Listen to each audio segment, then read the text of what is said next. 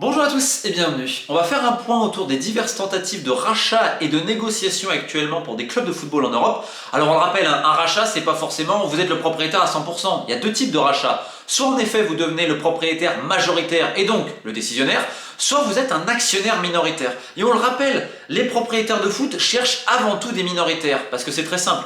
Vous avez votre club, vous ouvrez une partie de votre capital, quelqu'un vient, injecte cet argent qui va évidemment vous faire du bien, mais vous gardez encore la majorité et donc le pouvoir décisionnel. Alors ça se fait dans plein d'entreprises à travers le monde. Néanmoins, dans le football, quand tu mets l'argent, tu as quand même envie de prendre les décisions. C'est pour ça que c'est un petit peu plus rare, sauf avec les très gros clubs où tu vois des groupes venir récupérer des parts de manière passive parce qu'ils le voient comme un investissement au long terme. Alors bien évidemment, c'est le rêve de plein de personnes, que ce soit en Belgique, en France, en Suisse ou que sais-je encore. Et récemment, Loïc Ferry, le propriétaire de Lorient, a réalisé cela. Ça faisait des années et des années qu'il cherchait enfin quelqu'un qui allait l'épauler à ce niveau. Et ce sera finalement Bill Foley, on en parlait depuis quelques semaines avant que ça se fasse sur la chaîne. Et donc le propriétaire de Bournemouth, qui a pour à peu près 30 millions d'euros, récupère une trentaine de pourcents du capital des Merlus avec une option à terme pour devenir majoritaire. Alors le premier point, c'est que Loïc Ferré a réussi l'exploit de valoriser Lorient à 100 patates.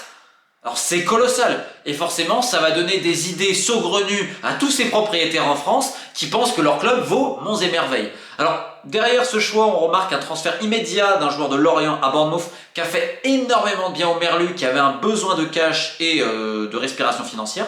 Et dans le même temps, à Bournemouth, on souhaite un nouveau club, une nouvelle filiale en Belgique. Alors les négociations avec le club de Charleroi ont été entamées, on a même eu un accord d'exclusivité, et finalement elles ont échoué. Alors dans la presse, on a dit que Bournemouth était peut-être déçu des installations et qu'ils estimaient que pour faire progresser les joueurs, c'était pas l'idéal, plus un peu le contexte. Alors c'est un peu une excuse parce qu'ils le savaient, en réalité c'est qu'entre Bayat et Bill Foley, il n'y a pas eu non plus une alchimie, il y avait peut-être une petite bisbille sur le prix. Et à Charleroi, on s'étonnait de la lenteur et on s'étonnait de pas mal de choses, il y avait beaucoup de paroles, peut-être un petit peu moins d'actes. Ce qui est certain, c'est que Bill Foley cherche une nouvelle filiale en Belgique. Alors, il y a plusieurs clubs, notamment en D2 où là, le mouroir est en train d'arriver, et on parle pas de la D1 où le club d'Ostende est en train de péricliter. Alors qu'est-ce qui va arriver vis-à-vis d'Ostende et de tous les autres de ce groupe-là, Barnsley, le club au Danemark et Nancy, peut-être que ça méritera une vidéo en particulier. Néanmoins, vous avez le club de Gand, par exemple, en Belgique, qui recherche et qui est déjà en négociation vis-à-vis d'un potentiel rachat avec un minoritaire. Donc, quand je dis l'actionnaire minoritaire, ça fait rêver tout le monde. Et ça marche surtout vis-à-vis des grandes marques, le Manchester City, etc. Et le Paris Saint-Germain, par exemple, on avait annoncé déjà l'an passé qu'ils cherchaient un minoritaire aux alentours de 10-15% de leur capital. Alors, tu as plusieurs fonds qui sont venus, qui ont toqué à la porte, notamment des fonds US. On a quand même freiné un petit peu des cas de fer. Alors, bien évidemment, au club, on va te donner une valorisation de quasiment 4 milliards qui fait un petit peu sourire. Aujourd'hui, en effet, le Paris Saint-Germain a quand même une grande valeur. Néanmoins, on n'est pas forcément d'accord avec les offres qui arrivent des fonds, mais on a une négociation pour céder une partie. Et dans le même temps, le Paris Saint-Germain, qui est devenu, par QSI, donc son propriétaire, actionnaire minoritaire à Braga, cherche d'autres équipes afin de devenir actionnaire minoritaire. Alors vous allez me dire, ok, c'est bien beau tout cela, mais on a lu récemment l'émir du Qatar, Manchester United. Alors ça a toujours été un fan de United, c'est son club pour le coup, et on ne s'est jamais caché au Qatar qu'un jour, on souhaiterait investir en Première Ligue. Alors on a entendu parler de Tottenham, d'autres vous auront dit de Leeds, parce que Leeds, il y a des liens très privilégiés également avec Doha. Vis-à-vis de United, la seule chose que je peux dire, c'est qu'il est fan. Ça, c'est certain, il est fan de United. Maintenant, est-ce que les Glazers vont vendre? Alors là, on entend depuis quand même un moment qu'ils ouvrent la porte. Ils avaient fait des rendez-vous il y a quelques années également avec des gens d'Arabie Saoudite. Finalement, ça ne se faisait pas parce qu'ils voulaient le pactole, la poule aux œufs d'or, comme on le rappelle, United, le fonctionnement. Sauf que là, il y a une ouverture. Donc il y a une ouverture, il y a plusieurs groupes intéressés évidemment. Et en effet, à Doha, il y a quelques personnes qui réfléchissent. Ce sera une structure en tout cas, si jamais ça se fait, qui sera différente de QSI. Après, est-ce que ça va se faire? Est-ce qu'il y a... C'est dans des strates qui sont bien au-dessus de moi. On le répète souvent, les clubs anglais souhaitent trouver des filiales. Et un de leurs pays favoris, outre la Belgique, c'est la France. Vous savez, on espère devenir le 3e championnat au monde, comme le répète le président de la Ligue de football professionnel, Vincent Labrune. Mais en réalité, la France est vue comme une filiale, comme un championnat de post-formation. On va récupérer des talents, on va les revendre, on les ramener et on va également en mettre en couveuse. Bref, c'est un peu de l'achat-revente, ce qui est d'ailleurs le modèle économique de l'immense majorité des clubs français. Et à cela, la Ligue 2 devient un terrain de chasse pour ces clubs qui cherchent des filiales, notamment Valenciennes. Parce que quand tu mets le public, l'histoire, ou c'est enfin tout, en fait il y a un contexte à Valenciennes qui fait qu'en effet c'est l'un des clubs peut-être avec le plus de potentiel à récupérer en 2e division. Problème, vous avez un propriétaire, alors officiellement il veut vendre, parce qu'on a quand même mandaté KPMG, à chaque fois il refuse les offres. Et il en réclame plus, et mon club aussi est ça. Aujourd'hui, La Voix du Nord sort 2 articles exceptionnels. Le premier, sur la véritable situation financière du club, dont on parlait il y a un moment. Hein, parce que oui, on dit... Non, non. Là, on parle l'an passé d'un déficit de plus de 6 millions. Et là, alors, l'actionnaire a remis des prêts, etc. Il a reprêté un peu de l'argent au club, etc. Attention, ce qui va se passer peut-être la DNTG cet été. Parce qu'en plus, on a déjà fait quelques ventes. Donc tu te dis, c'est peut-être le moment pour vendre, vu en plus la guerre qu'il y a dans l'actionnariat, le désamour vis-à-vis des fans. Enfin bref, c'est une des directions les plus iniques au monde. Et nous, on refuse les offres. Southampton, on refuse. Le groupe danois, 18 millions, on refuse. Et on a des demandes plus que farfelues. C'est-à-dire que on veut garder le pouvoir, on veut vendre le club, récupérer l'argent, mais on veut garder un pouvoir de décision. Donc c'est comme, admettons, avec votre voisin, vous dites, voilà, c'est ma voiture, il rachète votre voiture et vous lui dites, non, mais je peux toujours la conduire. Bah c'est pareil, c'est ça dans le foot. C'est en gros, donne-moi l'argent, mais je garde les clés de contact.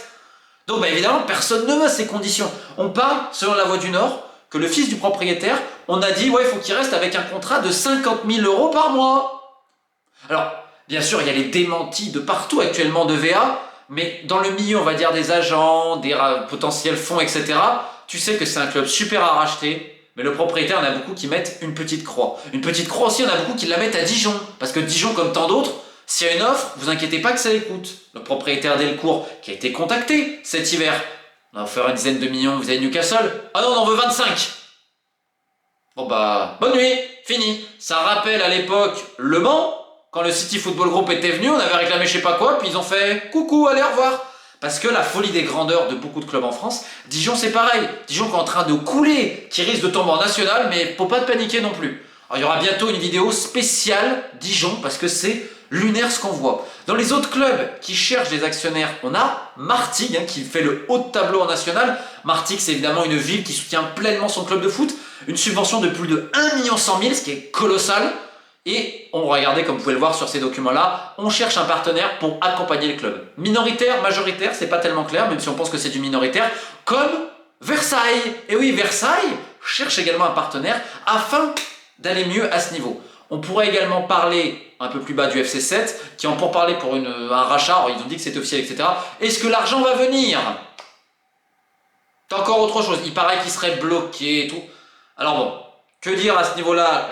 On en a déjà parlé du FC 7, on verra en tout cas comment ça cheminera, sachant que la DNCG avait refusé les recrues du club sétois, qui est malheureusement dans les dernières places de son groupe et qui risque une rétrogradation en National 3. Mais quand on parle rachat également, on pourrait parler de ce qui a échoué, notamment à Angers en Ligue 1, ça fait un moment, les demandes colossales, pharaoniques du président Saïd Chaban. Alors certes, on a des terrains, on a potentiellement l'immobilier, ça fait partie. Donc, en effet, la valeur d'Angers sera supérieure à d'autres de par les actifs. Néanmoins, vu la situation sportive et le reste, il faut arrêter de rêver. Et on a vendu beaucoup de rêves d'ailleurs l'été dernier. On a vendu du rêve. Oui, on a l'argent, etc. On va faire des filles, on va faire plein de groupes. Finalement, Anne, ma sœur Anne, ne vois-tu rien venir. J'en parlais avec des gens. Si moi j'étais au courant que les mecs n'avaient pas d'argent, je ne sais pas comment les conseillers, les banques, etc. pouvaient faire croire que oui, visiblement. Donc Angers ça a foiré parce qu'il n'y avait pas vraiment de garantie bancaire en face, on a fait croire beaucoup de choses et il y a quand même à ce prix-là, tu n'as pas grand monde. Dans le même temps on a Strasbourg, Marc Keller qui souhaite évidemment vendre ses parts, ça dure. Et là aujourd'hui, vu la situation sportive du club, ça freine un petit peu des cas de fer, sachant qu'il y avait des volontés également chez Marc Keller de ne pas vendre à n'importe qui. En parlant de vendre à n'importe qui et d'un autre club qui est en vente, c'est Dunkerque. On en a parlé, tout ce qui se passe. Et ce que je vous avais dit, les parts donc, de l'ancien président, M. Skwarnek, ont officiellement été saisies, 28%. Donc on a plusieurs candidats pour le rachat. On avait les Cotterets, visiblement ça ne va pas se faire. Et là, on dit qu'en favori, ce serait Michel Sédou, sachant que bon, à Dunkerque, pareil, club bien choyé par la mairie, club qui est honnêtement idéal pour un rachat, vu les investissements qu'il y a, les structures, on a refait le stade. Franchement, Dunkerque, c'est super à racheter, même si là, attention, il y a des ardoises et tout, donc il va falloir gérer ça. Mais derrière, tu peux construire dans ce club. Et là, on parle de Michel Sédou. Sauf qu'en fait, derrière Michel Sédou, tu as un homme qui s'appelle Alexandre Raton. C'était quelqu'un qui voulait racheter Orléans déjà l'été dernier. Finalement, ça s'était pas fait. Alors, à Orléans, on te dit qu'il y a eu beaucoup de parlotte, pas beaucoup de concret. Là, en tout cas, visiblement, il a réussi à obtenir Michel Sédou en termes de caution locale et également financière. Sachant que Dunkerque, c'est absolument un micmac entre les parts saisies, les batailles entre les actionnaires. En interne, le trou financier, c'est assez triste parce que, comme on le répète, comme tant d'autres clubs, quand tu vois le potentiel qu'il y a, tu te dis on peut faire beaucoup mieux. Donc voilà à peu près ce qu'on a actuellement sur la carte en termes de rachat. J'espère que ça vous permet d'y voir un peu plus clair. Bonne semaine de Ligue des Champions et on se dit à bientôt sur la chaîne. Keep the faith!